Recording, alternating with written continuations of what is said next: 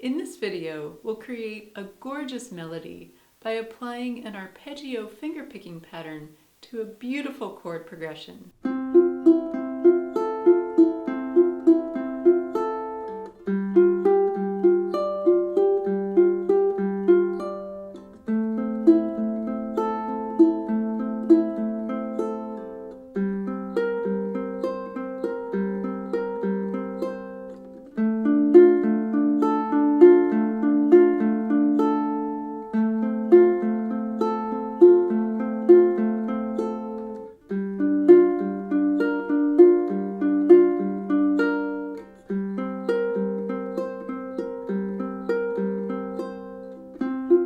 So you'll learn a new finger-picking pattern and hopefully also some new chords. This lesson will be with low G tuning. However, you can also follow the same progression with high G tuning.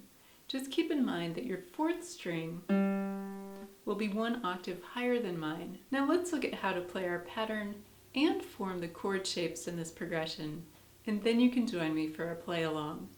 Let's start by looking at how to play this arpeggio pattern. I'm going to play the pattern for you slowly on an F chord.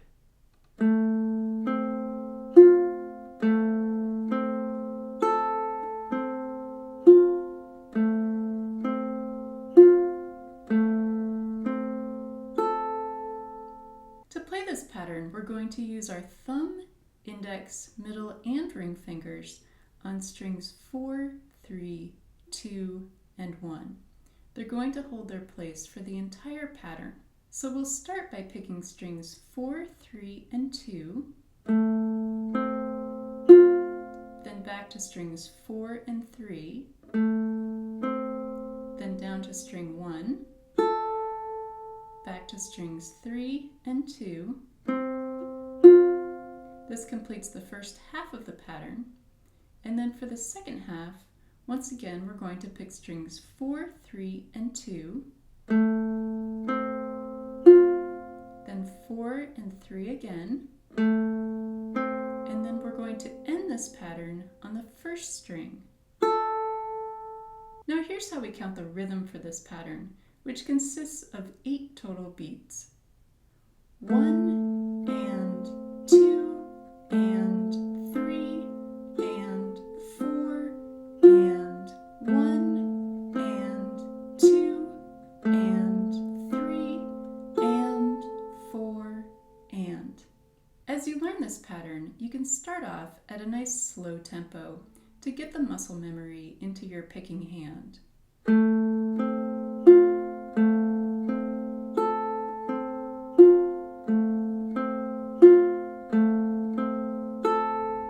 And eventually, as you practice, you can bring it up to a faster tempo.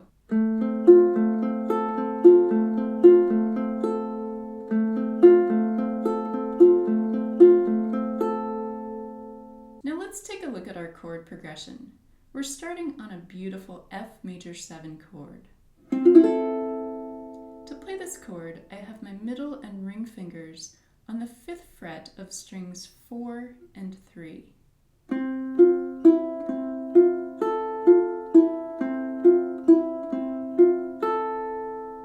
From here, we're going to move to a G7 chord that doesn't have the 3rd in the chord. Now you're probably used to playing G7 in this first position. But for this progression, we're going to start on the 3rd fret of the 2nd string using our index finger, and we'll place our middle and ring fingers on the 5th fret of strings 3 and 1.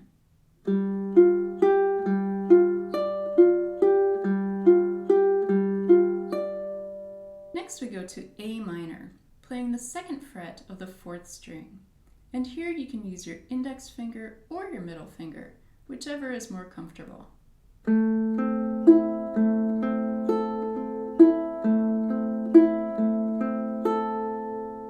From A minor we go to C7, and you're probably used to playing C7 on the 1st fret of the 1st string. However, in this progression, we're playing a different version of C7 that doesn't have the 3rd in the chord. So we're going to place our index finger on the 3rd fret of the 1st string and our ring finger on the 6th fret of the 2nd string. Now this is a bit of a stretch, so if it's more comfortable, you can use your pinky rather than your ring finger.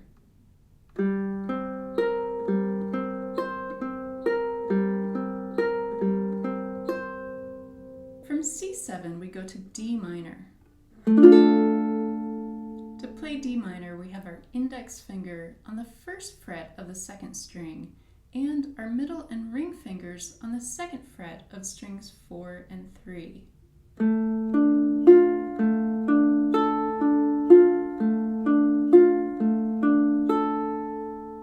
Then we go to our F chord simply by lifting up our ring finger, keeping our index and middle fingers in place.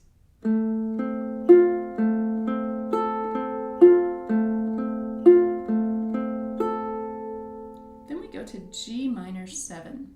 We're going to keep our index finger in place, and we're also going to press down on the 1st fret of the 1st string. So we have our index finger covering the 1st fret of strings 1 and 2. And then we'll place our middle finger down on the 2nd fret of the 3rd string.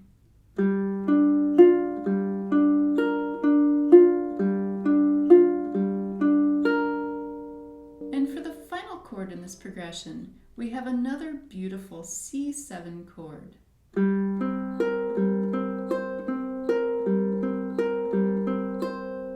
Now you can cycle through this progression as many times as you would like.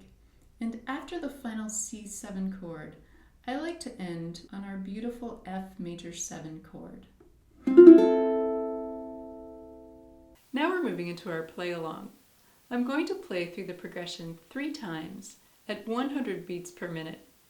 If you'd like a slower tempo, then you can change the playback speed of the video down in your video settings. 5, 6, 7, 8.